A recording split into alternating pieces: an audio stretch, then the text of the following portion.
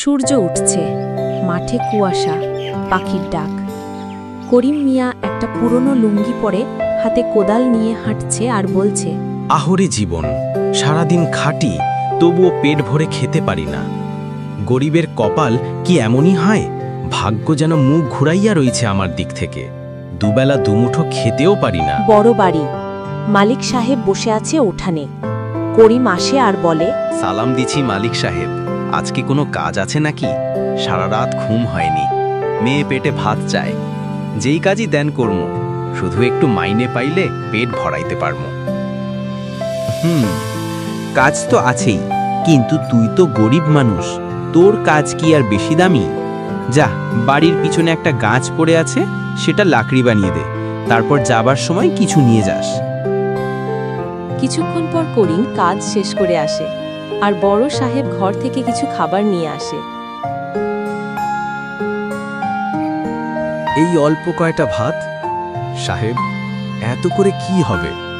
আমার ঘরে তো 3 জন খালি পেট নিয়ে বসে আছে। একটুখানি দয়া করেন, 2 সের চাল দেন। উড়ে, গরিব মানুষ আবার দরদাম করে। চাইলে নে, না চাইলে যা অন্য খোঁজ কর। আমি আর তোকে কাজ দিব না। না সাহেব, আপনি কাজ না দিলে কি খাবো? থাক, যেটুকু দিছেন তাতেই চলবে। করিম মিয়া নিজের সাথে কথা বাড়ে। গরিবের কথা কেডা শোনে? কষ্টে মরলেও গরিবের কান্নার দাম নাই। হায়রে ভাগ্য, হয়তো গরিবের জীবন মানেই দুর্ভাগ্যের গল্প। ঘরের ভিতরে করিমের স্ত্রী ও ছোট মেয়ে বসে আছে, না খেয়ে করিমের অপেক্ষায়। মা গো, পেটটা কেমন কাঁপছে, খিদেতে বুক ধুকপুক করছে। তুমি বলেছিলে বাবা খাবার নিয়ে আসবে, এত দেরি হচ্ছে কেন মা? হায় রে মা, বাবার মতো মানুষ আজ কত কষ্ট করছে, কত দৌড়াচ্ছে খাবার জোগাড়ের জন্য। হাঁড়ি খালি দেখে আমার বুক ফেটে যায়, কিন্তু দেখিস তোর বাবা খালি হাতে ফিরবে না। মা গো, আমি চাই না তুমি কাঁদো। বাবা আসবে, আসবেই। তারপর আমরা 3 জন একসাথে বসে ভাত খাব। তখন মনে হবে খিদে নয়, সুখের ভাত খাচ্ছি। আমার সন্তান যেন আর খালি পেটে না ঘুমোয়, তার বাবাকে খাবার নিয়ে ঘরে পাঠাও। এই সংসারের আধার ভেঙে একটু আলো দাও। এই দেখো, হাঁড়ি খালি, চুলায় আগুন নাই। মেয়েটা সকাল থেকে কাঁদছে, তবু এক মুঠো ভাত জোটাতে পারিনি। মালিকরা তোমায় দিয়ে কত কাজ করায়, আর দেয় অল্প কয়েকটা ভাত। কেন এমন অন্যায়? বাবা, আমি ভাত চাই, অনেক ক্ষুধা লেগেছে। আমরা কি গরিব বলে দুবেলা পেট ভরে খেতেও পারবো না? সারাদিন কিচ্ছু খাইনি, ক্ষুধায় আমার অনেক কষ্ট হচ্ছে। কিন্তু আমাদের ভাগ্যটাই বুঝি পোড়া। কাজ করি, ঘাম ঝরাই, তবু দুমুঠো ভাত পাই না। এই দুনিয়ায় গরিবের কান্না শুনবার কেউ নাই। আগে প্রতিবেশীর নাম রহিম, ঘরে ডিটে। করিম ভাই, আজকে আবার শুনলাম তোমাকে ভালো পারিশ্রমিক দেয়নি বড় সাহেব। ওরে বাবা, এত খেটে এতটুকুই পেলে? এই সব মালিকরা শুধু আমাদের খাটাইবে, কিন্তু মজুরি দেবে নামমাত্র। হ্যাঁ রহিম ভাই, গরিব হইলে মানুষকে দয়া না করে বোঝা মনে করে। আমরা যেন মানুষ না, শুধু কাজ করার যন্ত্র। তাই তো বলি, গরিবের জীবনটা কি আসলেই জীবন? কষ্টে ভরা, অভাবের আগুনে পোড়া। রাতে করিম মিয়া খড়ের বিছানায় শুয়ে আছে, শরীর জ্বরে পুড়ছে। স্ত্রী পাশে বসে, মেয়ে কাঁদছে। হায় আল্লাহ, করিমের তো শরীর জ্বলতেছে। ওষুধের টাকা কোথা থেকে আনব? ঘরে এক মুঠো চাল নাই, বাজার থেকে ওষুধ আনা তো দূরের কথা।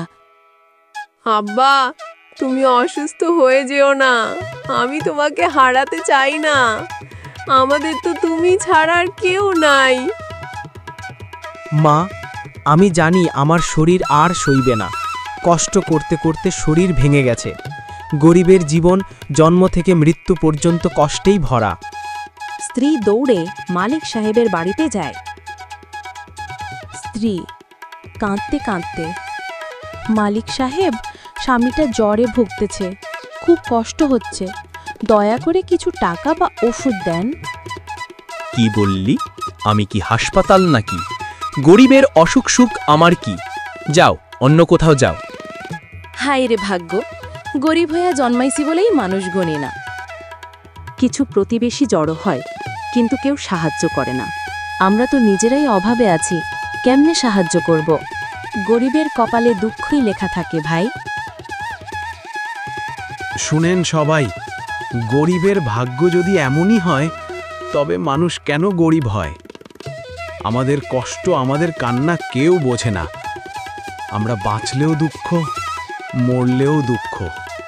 করিম মিয়া দুর্বল শরীরে নদীর ধারে বসে একা একা কথা বলছে। হঠাৎ তার চোখ পড়ে মাটিতে পড়ে থাকা চকচকে থলির উপর। এটা কি এক থলি সোনার থলে নাকি? হায় আল্লাহ, এত টাকা আমি কোনোদিন চোখেও দেখিনি। এবার আমার ভাগ্য খুলবে আর আমার দুঃখ থাকবে না। এই টাকা থাকলে আমি আমার মেয়ে স্ত্রীকে সুখে রাখতে পারতাম, আর কেউ আমাকে গরিব বলে অবহেলা করত না। দূর থেকে মালিক সাহেব দেখছি আর মনে মনে ভাবছে, আরে ধুর, ও থলিটা তো আমার ছিল, হারিয়ে গেছিল। এখন যদি করিম পায় তাহলে গরিব থেকে ধনী হয়ে যাবে। না না, এটা হতে যাওয়া যাবে না। বড় সাহেব গ্রামের মানুষ জড়ো করে করিমের বিচার করার জন্য। মালিক সাহেব চিৎকার করে, শোনো সবাই, আমার সোনার থলি চুরি হয়েছে। চোর আর কেউ না, সেই করিম মিয়া। কি বললেন বড় সাহেব? করিম এতটা সাহস করলো আপনার টাকা চুরি করার? হ্যাঁ, আমি নিজের চোখে দেখছি। ও আমার টাকা নিয়ে দৌড়ে পালিয়ে গেছে। এখন সবাই মিলে ওর বিচার করো। আমি চোর না, আমি চুরি করি নাই। নদীর ধারে পেয়েছিলাম, ভাবছিলাম কারো হারানো জিনিস। কিন্তু আমাকে সুযোগ না দিয়ে সবাই আমাকে চোর বানালেন কেন? মানুষ শুধু গরিব বলেই তাকে সন্দেহ করে। ধনীর কথা সবাই বিশ্বাস করে, কিন্তু গরিবের কান্না শোনে না। করিম, তোর বিরুদ্ধে গুরুতর অভিযোগ উঠছে। মালিক সাহেবের সোনার থলি তুই চুরি করেছিস। এখন বল, সত্যি কিনা? চুরি করার শাস্তি অনেক ভয়ানক। আমি গরিব ঠিকই, কিন্তু চোর নই। থলিটা নদীর ধারে পড়ে থাকতে দেখি। চুরি করলে পালিয়ে যেতাম, লোকচক্ষুর সামনে আসতাম না। এই সময় গ্রামের এক কিশোর দৌড়ে আসে। সবাই শোনেন, আমি দেখেছি মালিক সাহেবের নায়েব, কাজের লোক, সেই থলি নদীর ধারে ফেলে দেয়। ও বুঝি লুকাতে গেছিল, পড়ে মালিকের ভয়ে দৌড়ে পালায়। কি তাহলে মালিক সাহেব মিথ্যা বলছে? দেখলেন, গরিব হলে সবাই চোর বলে গালি দেয়, ধনী হলে মিথ্যেও সবাই বিশ্বাস করে। আমাদের অভিশপ্ত কপাল, কিন্তু মিথ্যে একদিন না একদিন ধরা পড়ে যায়। মানে আসলে ব্যাপারটা অন্যরকম। আমি শুধু সন্দেহ করেছিলাম। মোড়ল রাগান্বিত হয়ে, মালিক সাহেব, আপনার মতো ধনীরা যদি গরিবকে মিথ্যা দোষ দেয়, তাহলে সমাজে ন্যায় বিচার থাকবে কিভাবে? করিম ভাই চোর না, নির্দোষ। আজ থেকে আমরা ওর পাশে থাকব। গরিব বলে কাউকে ছোট ভাবা যাবে না। আজ আমার কষ্টের জীবনটা অন্তত প্রমাণ করল, গরিবের কান্না যদি একদিন শোনা যায়, তবে সত্যিই ন্যায় প্রতিষ্ঠা হয়। গরিবের জীবন মানেই পরীক্ষা। আমাদের কপালে সুখ কম, দুঃখই বেশি। তবে আমি খুশি, আজ অন্তত আমার সততা সবার সামনে প্রমাণ হলো। করিম, আমি তোমার প্রতি অন্যায় করেছি। গরিব ভেবে তোমাকে চোর বলেছিলাম, ক্ষমা করো। আর হ্যাঁ, এই থলির সোনা আমি গ্রামের গরিবদের জন্য দান করে দিচ্ছি। গরিবের দুর্ভাগ্য কেবল অভাব অনটন নয়, সমাজের অবহেলাই তার সবচেয়ে বড় কষ্ট। ধনী যদি অন্যায় করে, গরিবকে দোষ দেওয়া সহজ হয়, কিন্তু সত্য একদিন প্রকাশ পাই। তাই আমাদের উচিত গরিবকে ছোট না করে তাদের পাশে দাঁড়ানো।